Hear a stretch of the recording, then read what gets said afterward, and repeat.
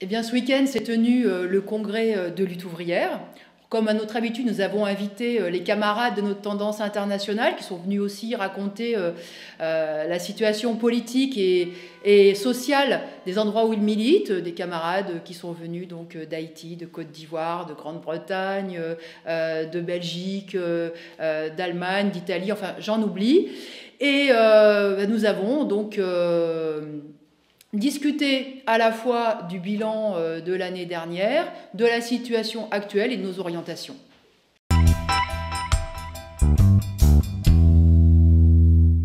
Nous avons eu donc les deux campagnes électorales qui nous ont beaucoup occupés, mais on en a fait le bilan politique. Simplement sur le plan organisationnel, on a constaté que ces deux campagnes nous ont permis de nous faire davantage connaître, de rencontrer de nouveaux camarades. Cela nous a confortés, ça a renforcé nos rangs et dans cette période où il y a des vents politiques contraires, eh bien c'est une très bonne chose.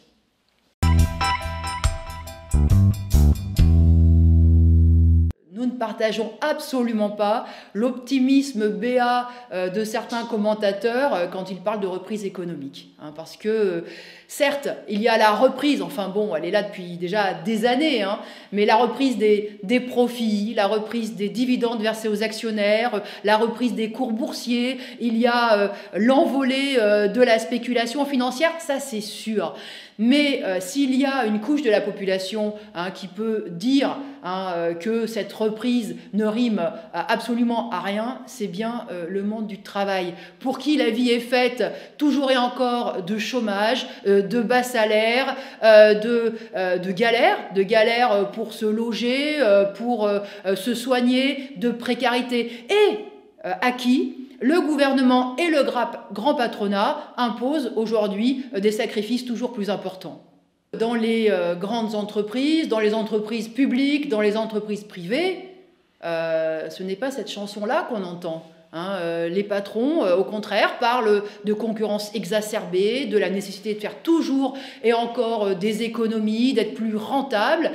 Et cette pression à la compétitivité, elle se traduit de partout par l'aggravation des cadences, de la charge de travail, par le blocage des salaires et parfois même par la baisse des salaires, par des suppressions d'emplois, par l'allongement aussi du temps de travail. Donc, et ça, on le constate. On a eu l'exemple de ce qui se passait chez Lidl. À la Poste, il suffit de voir aussi comment les militants syndicaux de PSA sont aujourd'hui traqués et réprimés pour mesurer l'offensive du grand patronat contre le monde du travail.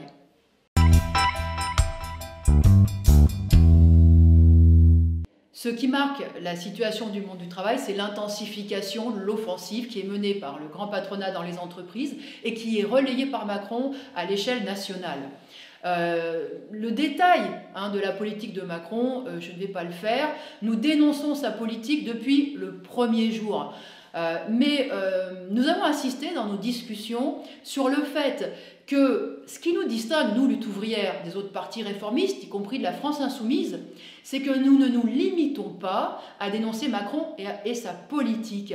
Nous visons aussi, derrière lui, la bourgeoisie, ses responsabilités. Parce que derrière le jeu politicien, il y a en réalité des intérêts de la classe bourgeoise, du grand capital. Il y a la lutte de classe qui se mène au jour le jour. Et le sort des travailleurs ne changera pas au travers de l'élection ou de l'élimination d'un tel ou d'un tel. Le sort du monde du travail changera si, à nouveau, il renoue avec des luttes puissantes pour imposer ses intérêts contre ceux du grand patronat.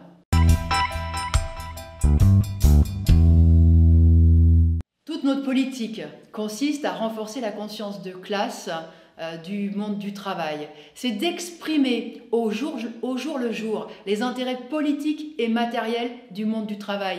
C'est d'aider et de participer au développement des luttes nécessaires. Ces luttes sont nécessaires évidemment pour défendre nos intérêts, mais elles sont nécessaires aussi pour contester le pouvoir de la bourgeoisie, pour contester le capitalisme dans son ensemble. Parce que la société capitaliste ne peut pas être l'avenir de l'humanité. Partout où l'on regarde, on ne parle que de crise. À l'échelle de l'Europe, de la riche Europe, regardez ce qui se passe avec le Brexit, avec la crise catalane, avec la montée de l'extrême droite dans de nombreux pays. On voit que l'instabilité politique peut très vite se transformer en crise politique. Et plus largement, à l'échelle du monde, eh bien, ce ne sont que des guerres, des bruits de bottes qui peuvent conduire à une guerre généralisée. C'est le terrorisme, ce sont ces drames migratoires à répétition. Et puis maintenant, le retour de la traite d'esclaves en Libye.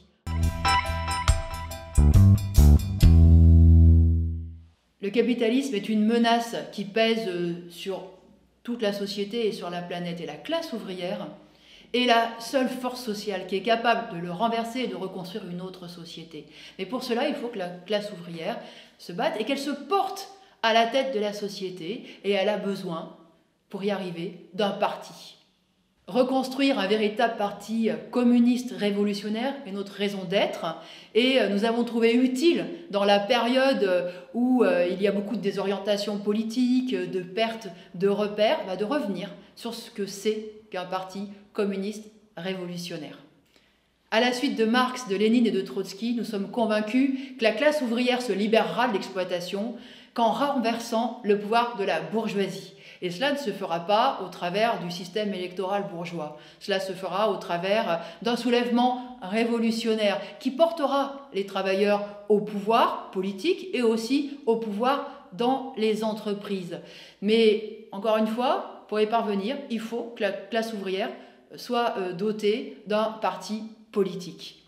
Le combat pour la construction d'un tel parti a une longue histoire qui a été commencée avec Marx, qui s'est poursuivi au travers de générations de militants et qui a abouti au parti bolchevique, qui est le seul parti qui ait réussi à porter la classe ouvrière au pouvoir. Et puis, il y a eu le stalinisme en URSS qui a été une rupture dans cette grande chaîne militante, parce que le stalinisme a trahi et a déformé les valeurs mêmes que portait depuis toujours le mouvement ouvrier. En particulier, la valeur de l'internationalisme. C'est le courant trotskiste qui a permis la continuité de ces idées et de ces perspectives militantes, et nous nous en réclamons. C'est donc à partir des idées de Marx, de Lénine, de Luxembourg, de Trotsky, et des combats qu'ils ont eux-mêmes menés pour créer le parti, que nous pourrons demain reconstruire un véritable parti communiste révolutionnaire. C'est la tâche que nous nous fixons, l'objectif que nous nous fixons, parce que nous savons que l'humanité n'a un avenir que si la classe ouvrière reprend confiance dans ses forces et dans sa capacité à transformer, à révolutionner la société.